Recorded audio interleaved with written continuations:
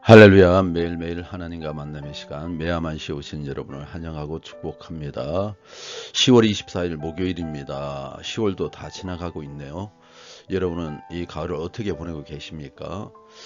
갑자기 변화된 날씨 때문에, 추워진 날씨 때문에 다들 고생하고 계실 텐데요. 하나님의 인도하심을 구하시면서 승리하는 하루 되시기를 간절히 바랍니다. 오늘은 데살로니가 후서 2장입니다. 미혹에 대비하며 진리 안에 굳게 서라는 제목으로 말씀을 나누겠습니다. 예수님의 재림과 그 전에 일어난 일들을 살펴보려고 합니다. 당시 데살로니가 교회는 재림에 대한 잘못된 소문과 거짓 가르침으로 인해 혼란이 빠져 있었습니다. 바울은 재림 전에 반드시 일어나야 할 징조들을 설명하며 성도들이 미혹되지 말고 진리 안에서 굳게 서야 한다고 권면합니다. 오늘날에도 우리는 종말에 대한 잘못된 정보, 수많은 이단들이 나타났죠. 유혹에서 신앙을 지켜야 하는 도전을 받고 있습니다. 이 말씀을 통해서 재림을 준비하며 믿음을 지키는 방법을 배워보도록 하겠습니다. 먼저 2장 1절에서 2절입니다. 형제들아, 우리가 너희에게 구하는 것은 우리 주 예수 그리스도의 강림하심과 우리가 그 앞에 모임에 관하여 영으로나 또는 말로나 또는 우리에게서 받았다 하는 편지로나 주의 날이 이르렀다고 해서 쉽게 마음이 흔들리거나 두려워하거나 하지 말아야 한다는 것이라. 데살로니가 교회는 예수님의 재림이 이미 임했다고 믿는 거짓 소문에 빠져 있었습니다. 바울은 성도들에게 흔들리거나 두려워하지 말라고 경고합니다. 그는 잘못된 정보가 영적 혼란을 불러온다는 점을 지적하며 재림 오기 전에 반드시 일어나야 할 사건들이 있다고 설명합니다. 오늘날에도 종말에 관한 거짓 가르침이 너무 많이 퍼져 있었죠. 제가 어렸을 때에 군대에 있었을 때인데요. 그때는 다미 선교회가 1992년 10월 28일 날 예수님 온다고 해가지고 이장님이었나요? 교주가 그런 자기가 채권도 샀어요. 94년에 돌아오는 채권을. 그러니까 자기는 예수님이 오시지 않는다고 알면서 많은 사람에게 현혹을 시킨 거죠. 종말에 관한 거짓 가르침은요, 정말 그 사람의 신앙을 병폐들게 만듭니다. 특정 날짜를 재림일로 적용하라 음모론을 퍼뜨리는 자들에게 미혹되지 말고요. 성경에서는 때와 기한은 아버지께 있다고 했어요. 그래서 절대 그리운 것들에 흔들리지 마시기 바랍니다. 3절에서 5절입니다. 배교와 불법의 사람에 대한 설명입니다. 누가 어떻게 하여도 너희가 미혹되지 말라. 먼저 배교하는 일이 있고 저 불법의 사람 곧 멸망의 아들이 나타나기 전에는 그 날이 이르지 아니하리니 그런 대적하는 자라 신이라고 불리는 모든 것과 숭배함을 받는 것에 대항하여 그 위에 자기를 높이고 하나님의 성전에 앉아 자기를 하나님이라고 내세우느니라. 내가 너희와 함께 있을 때 이 일에 너희에게 말한 것을 기억하지 못하느냐. 바울은 예수님의 재림 전에 두 가지 사건이 일어날 것이라고 경고합니다. 먼저 배교, 즉 많은 사람들이 믿음을 버리는 일이 일어납니다. 신앙적 타락과 배교는 재림의 필수적인 징조입니다. 두 번째, 불법의 사람, 적그리스도가 등장하여 자신을 하나님처럼 높이며 경배를 받으려고 합니다. 이단 교주들이 지금 그러고 있죠. 바울은 성도들에게 누가 어떻게 말해도 미혹되지 말라고 경고합니다. 우리도 신앙의 타락과 세상의 유혹에 굴복하지 말고 끝까지 진리를 지켜야 됩니다. 말씀에 근거해서 우리가 살아야 됩니다. 다음은 6절에서 8절입니다. 불법의 비밀과 성령의 억제력입니다. 너희는 지금 그로 하여금 그의 때에 나타나게 하려 하여 막는 것이 있는 것을 아나니 불법의 비밀이 이미 활동하였으나 지금은 그것을 막을 자가 있어 그 중에 옮길 질 때까지 하리라.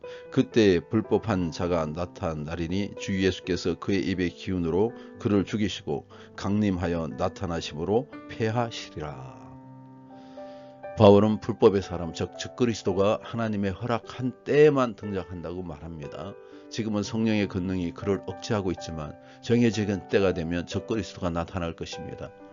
하지만 두려워할 필요가 없습니다. 바울은 분명히 말합니다. 예수님의 재림 때 불법의 사람들은 멸망할 것이고 이는 하나님의 주권이 모든 악을 다스리는 확신을 줍니다. 세상이 아무리 혼란스러워져도 우리는 하나님의 통치와 계획을 신뢰하며 살아야 합니다. 하나님께서는 우리 주님께서는 하늘과 땅의 모든 건설을 우리에게 주셨습니다. 말씀에 근거해서 우리가 선포할 때, 대적할 때 악한 영이 떠나가게 돼 있는 것입니다. 이제 9절에서 12절입니다. 거짓 이적과 불미의 미혹들을 나타내고 있습니다. 악한 자들의 나타남은 사단의 활동을 따라 모든 능력과 표적과 거짓 기적과 불의의 모든 속임으로 멸망하는 자들에게 있으리니 이는 그들이 진리의 사랑을 받지 아니하여 구원함을 받지 못함이라. 이러므로 하나님이 미혹의 역사를 그들에게 보내사 거짓 것을 믿게 하심은 진리를 믿지 않고 불의를 좋아하는 모든 자들로 하여금 심판을 받게 하려 하심이라. 적그리스도는 사단의 힘으로 거짓된 이적과 기적을 행해 사람들을 미혹합니다. 바울은 많은 사람들이 진리를 사랑하지 않고 불의를 기뻐하기 때문에 미혹에 넘어간다고 경고합니다. 이 경고는 오늘날 우리에게 중요합니다. 거짓된 가르침과 이적들이 우리의 믿음을 흔들 수 있습니다. 우리는 눈에 보이는 기적에 현혹되지 말고 진리의 말씀에 굳게 서야 됩니다. 이단들도요, 손수건으로 귀신을 쫓아냅니다. 무속인도 귀신을 쫓아내요. 뒤로 넘어지게 합니다. 어떨 때는요, 방언도 합니다. 우리가 그런 거에 현혹되면 안 돼요. 말씀에서는 그게 능력이라고 얘기하고 있지 않습니다. 우리가 말씀 안에 거해서 말씀에 근거해야 됩니다. 하나님은 진리를 거부하는 자들이 자신들의 죄에 따라 심판을 받게 하십니다. 결국 진리와 불의 중 하나를 선택해야 하는 것이 우리의 신앙입니다. 말씀을 근거해서 끊임없이 읽으시기 바랍니다. 성경을 여기서 가르친다 저기 가르쳐준다 끼워서 맞춰서 하지 마시고 그냥 창세기부터 계속 읽으셔야 됩니다. 읽고 성령의 가르침과 감동을 따라서 계속 읽다 보면 그냥 성경 자체로 이래서 현혹되지가 않습니다. 마지막 이제 단락입니다. 성도들을 위한 위로와 근면이 들어있습니다. 주께서 사랑하시는 형제들아, 우리가 항상 너희에 관하여 마땅히 하나님께 감사할 것은 하나님이 처음부터 너희를 택하사 성령에 거룩하게 하심과 진리를 믿음으로 구원을 받게 하심이니 이를 위하여 우리의 복음으로 너를 부르사 우리 주 예수 그리스도의 영광을 얻게 하려 하심이니라. 그러므로 형제들아, 굳건하게 서서 말로나 우리의 편지로 가르침을 받는 전통을 지키라. 우리 주 예수 그리스도와 우리를 사랑하시고 영원한 위로와 좋은 소망을 은혜로 주신 하나님 우리 아버지께서 너희 마음을 위로하시고 모든 선한 일과 말에 굳건하게 하시기를 원하노라. 마지막으로 바울은 성도들에게 중요한 메시지를 전합니다. 너희는 하나님의 택하심을 받은 자들이다. 하나님께서 성령의 거룩하게 하심과 진리의 믿음을 통해 성도들을 구원으로 이끈 사실을 상기시킵니다. 그리고 성도들이 두려워하지 말고 굳건히 서서 바른 교훈을 지키라고 권면합니다. 오늘 우리도 구원의 확신을 가지고 진리의 말씀에 뿌리 내려 흔들리지 않는 신앙을 가져야 됩니다. 믿음이라는 것은 지속적으로 순종한다는 개념을 갖고 있습니다. 믿는 것, 믿음, 이 자체는요, 유지하는 개념을 갖고 있는 것입니다. 이 말씀이 주신 말씀을 많이 알아야 우리가 신앙이 좋아진다고 생각합니다. 그렇지 않습니다. 주신 말씀을 가지고 굳게 붙잡으면 그 사람이 신앙이 좋은 거죠. 마지막으로 바울은 하나님께서 성도들의 마음을 위로하시고 선한 일을 감당해 줄 것을 부탁합니다. 그리고 기도합니다. 우리의 믿음과 행실을 통해 하나님 영광이 드러나는 삶이 되기를 간절히 축원합니다. 이제 오늘 말씀을 통해서 몇 가지 중요한 포인트를 다시 한번 확인해 보겠습니다. 거짓 가르침과 종말론적 미혹에 흔들리지 않아야 됩니다. 우리가. 그래서 종말에 관한 잘못된 정보나 음모론에 흔들리지 말고 성경의 진리를 굳게 서야 됩니다. 진리를 사랑하며 끝까지 믿음을 지키시기 바랍니다. 적그리스도의 미혹이 강해질수록 우리는 진리의 말씀을 더욱 붙잡아야 합니다. 우리는 성경이 기준이고 성경의 기준으로 판별이 되지 않는다면 우리는 교회의 전통에 따라서 그것을 분별해야 됩니다. 하나님의 주권을 신뢰하며 선한 일을 감당해야 됩니다. 혼란 속에서도 하나님께서 우리를 붙들고 계심을 믿고 선한 행실로 주님의 영광을 드러내야 합니다. 오늘 받은 말씀을 가지고 이제 기도하겠습니다. 하나님, 세상의 미혹 속에서도 우리가 흔들리지 않게 도와주시옵소서. 많은 사람들이 재림이 가까워왔다고 얘기하고 또 재림 날짜를 정하고 어떤 사람은 자기가 재림주라고 하는 그 미혹과 유혹에 넘어가지 않게 도와주시고 말씀에 근거한 신앙을 갖게 도와주시옵소서. 교회 전통에 따르는 그 신앙이 정립되어 있게 도와주시옵소서. 재림의 소망을 품고 선한 일을 감당하게 하시며 우리의 삶이 주님의 영광을 드러내는 도구가 되게 도와주시옵소서.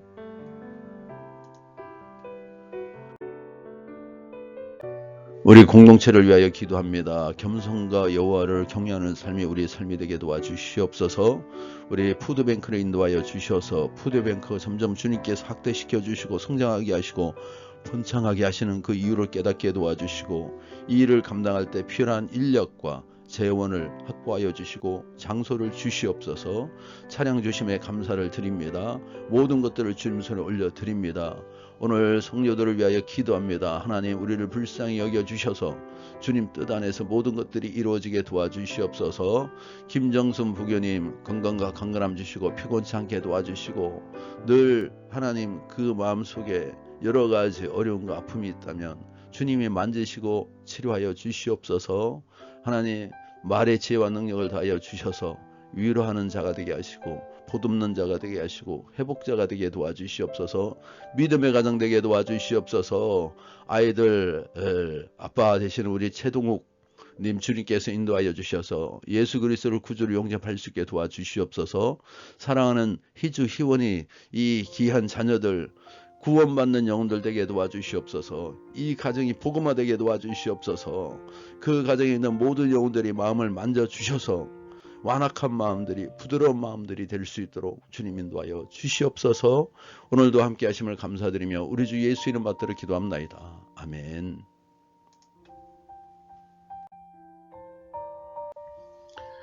주기도문으로 마치겠습니다. 하늘에 계신 우리 아버지여 이름이 거룩히 여김을 받으시오며 나라가 임하시며 뜻이 하늘에서 이루어진 것 같이 땅에서도 이루어지이다. 오늘 우리에게 일용할 양식을 주시옵고 우리가 우리에게 죄지은 자를 사하여 준 것 같이 우리 죄를 사하여 주시옵고 우리를 시험에 들게 하지 마시옵고 다만 악에서 구하시옵소서.